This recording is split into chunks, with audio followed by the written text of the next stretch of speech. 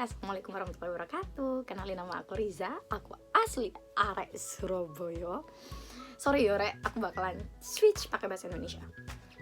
Karena aku nggak tahu sih aku bakalan dilihat sama orang Surabaya aja atau bakalan bisa meluas. Makanya aku akan menggunakan bahasa nasional aku, bahasa Indonesia. I miss you. Oke, well, aku bakalan cerita ini karena ini pertama kalinya aku ngevlog. Aku bakalan cerita background study aku bagaimana, terus bagaimana aku bisa traveling ke Prancis, bisa traveling ke Italia dengan itu secara gratis, aku nggak bayar. Oke. Jadi aku lulusan dari Universitas 17 Agustus 1945 Surabaya dari Fakultas Sastra, jurusan Sastra Inggris. Tahun 2019 kemarin aku lulus dan aku langsung ambil sekolah bahasa. Dari sekolah bahasa itu aku ambilnya di kota Surabaya dulu, sekolah bahasa ini. Lalu aku ada kepikiran buat ambil sekolah bahasa di Prancis. Dan dan ketika aku ada di Prancis, aku juga ngedapetin bukan beasiswa sih, kayak sekolah bahasa di Prancis itu kan gratis. Ada beberapa sekolah bahasa di Prancis itu gratis karena memang sudah disediain dari sebuah organisasi untuk para foreigners yang ada di Prancis. Dan akhirnya aku move ke Italia, dan move ke Italia ini aku masuk di salah satu universitas terfavorit di Italia. Tepatnya aku sekarang ambil masterku di Padova University. Jadi aku ngambil di jurusan Mobility Studies dan ini tahun pertama aku buat study di Italy.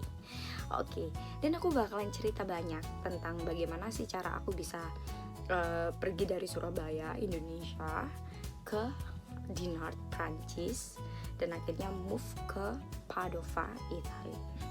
Dari tahapan-tahapan ini aku bakalan nge-share ke kalian apapun yang kalian tanyakan ke aku, entah itu bagaimana cara aku bisa mendapatkan semuanya secara gratis atau apa. Kalian juga bisa nge-DM aku, dan aku bakalan ngebacain beberapa DM dari teman aku yang kapan lalu sempet tanya sih bagaimana sih caranya aku mendapatkan beasiswa, dan ternyata banyak yang excited. Kenapa Eropa itu selalu mendahulukan pendidikan meskipun itu untuk international student, dan banyak penawaran scholarship yang diberikan oleh pemerintah Italia atau pemerintah Eropa atau bahkan dari fakultas atau bahkan dari universitasnya itu kepada international studentnya. Dan let's go. Dan aku punya teman salah satu, dan aku bakalan ngepin IG-nya nanti di bawah. Dia tuh tanya ke aku, "Kak, di Padova University, di tempatnya kakak itu bagaimana sih caranya kakak itu daftar, dan bagaimana sih caranya kakak itu bisa ngedapatin beasiswanya?" Oke, well, aku bakalan ngomong sih.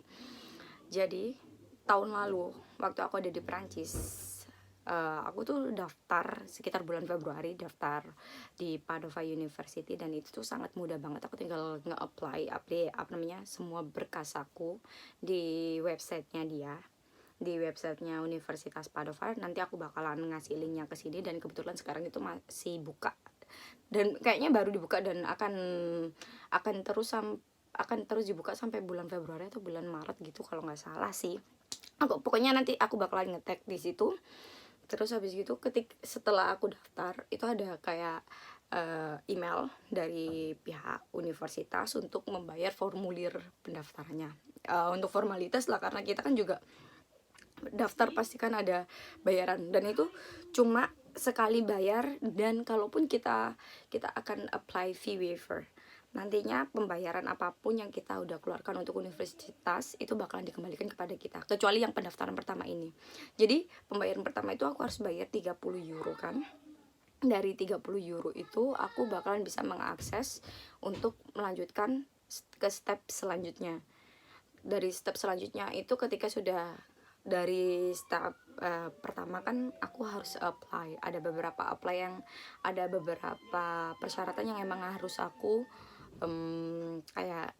penuhi. Salah satunya persyaratan bahasa Inggris. Kalau ambil bahasa pengantarnya bahasa Inggris, kita setidaknya harus pakai bahasa Inggris, dan itu harus B2 kalau nggak salah.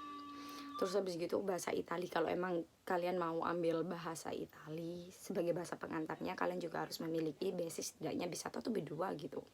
ada beberapa step ijazah semuanya kayak gitu tuh yang secara terperinci harus kita kirimkan, tapi by email, jadi kita scan aja nggak apa-apa. Apalagi kemarin itu kalau nggak salah waktu aku covid itu kayak lebih dipermudah gitu, jadi mereka mengerti posisi kita. Bahkan ada beberapa persyaratan yang bisa dipostpone karena ada beberapa mahasiswa yang waktu itu tuh masih belum mendapatkan ijazah dan transkrip nilainya karena memang corona ini sangat mendunia ya.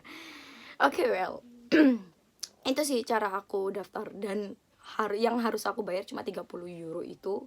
Kalau itu uang registrasi pertama memang aku rasa nggak bisa dikembalikan, tapi ada pembayaran yang kedua yaitu ke fakultas itu sekitar 188 euro, dan itu bisa kamu apply buat di fee waiver itu. Jadinya nanti uang 188 euro itu nanti akan dikembalikan lagi ke kamu.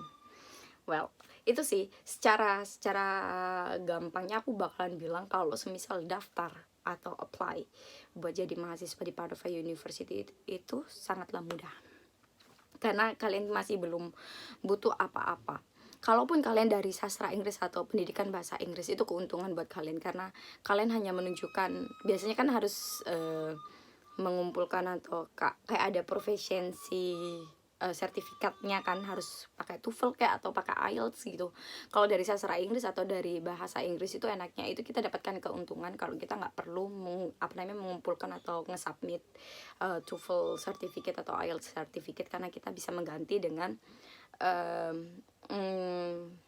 apa ya, kayak sertifikat yang dikeluarkan oleh kampus yang menyatakan bahwasanya your previous language-nya itu benar-benar di held on bahasa Inggris. Jadi kamu benar-benar bahasa Inggris sebagai bahasa di previous study kamu. Jadi kamu tidak perlu menggunakan sertifikat buat IELTS atau TOEFL itu.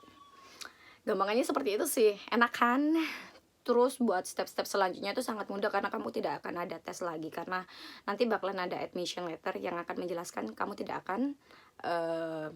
tidak akan memerlukan tes lagi ketika kamu datang di universitas.